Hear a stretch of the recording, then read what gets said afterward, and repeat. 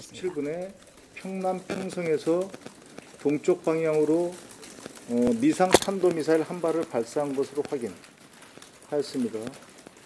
초도평가 결과에 따르면 비행거리는 약 960km, 최대 고도는 약 4,500km로 동해상에 탄착한 것으로 보인다고 하였습니다.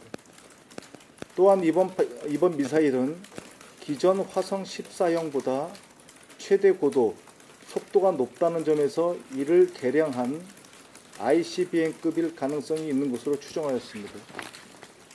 국가정보원은 북한의 이번 미사일 시험 발사 배경에 대해 미국에 대한 타격 능력을 과시하는 한편 중국의 대북 제재 동참에 대한 불만을 표출하기 위한 의도로 분석했습니다.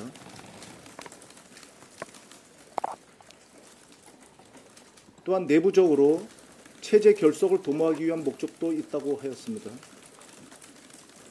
국정원은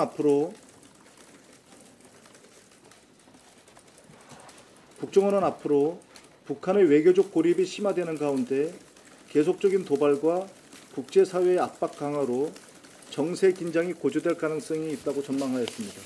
이 질문은 나중에 받겠습니다. 올해 국정원 특수활동비는 결론부터 말씀드리면 실질적으로, 그러니까 단순 계상이 아니고 국정원에서 공무원 보수 인상액과 어떤 자연 인상분과 위성 사업 및 영상 정보 처리 등 업무 과학화를 위해 필수 불가결한 증액 예산까지 감안하면은 이번 예산 소위원회에서 총 4차례에 걸쳐서 심도 있는 논의를 한 결과 국정원의 순수한 특수활동비는 실질적으로 680억 원 가까이가 감액되었습니다. 이 중에서 특히 소위 청와대 상납 등의 무리가 빚어진 특수 공작비는 50%를 삭감하고 장비 및 시설비 등을 제외한 순수 특활비 성격의 예산은 2017년도 대비 약 19%를 감액하였으며 각종 수당은 약 8% 감액하는 등 국회 차원에서 국정원 예산에 대해 강력한 페널티를 부과하였습니다.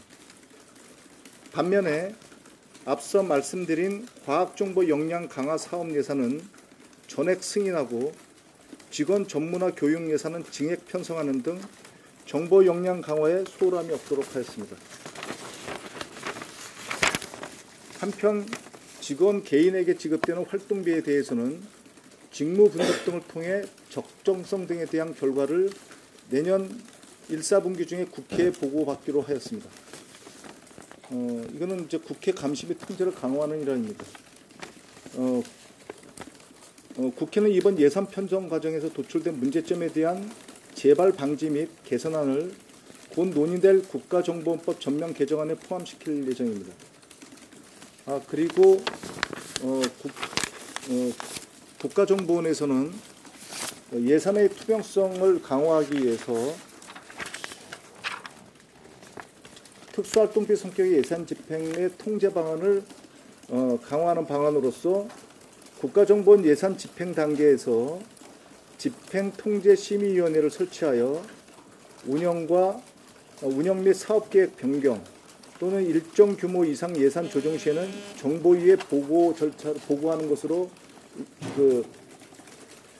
강화 방안을 갖다가 보고하였습니다.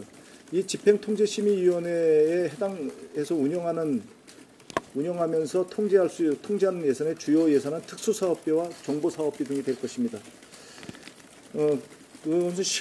영수증을 증빙하는 걸 원칙으로 하되 예산 집행 현황 및 변경 내용 등에 대해서는 적어도 연이에 반기별로 정보위에 보고하는 것으로 개선안을 마련할 예정입니다. 이상입니다. 그리고 국가정보원에서 법 발의는 하지 않았는데 국가정보원법 개정 관련해서 이런 법을 갖다가 개정할 것이라는 걸 보고가 있었습니다. 이상입니다.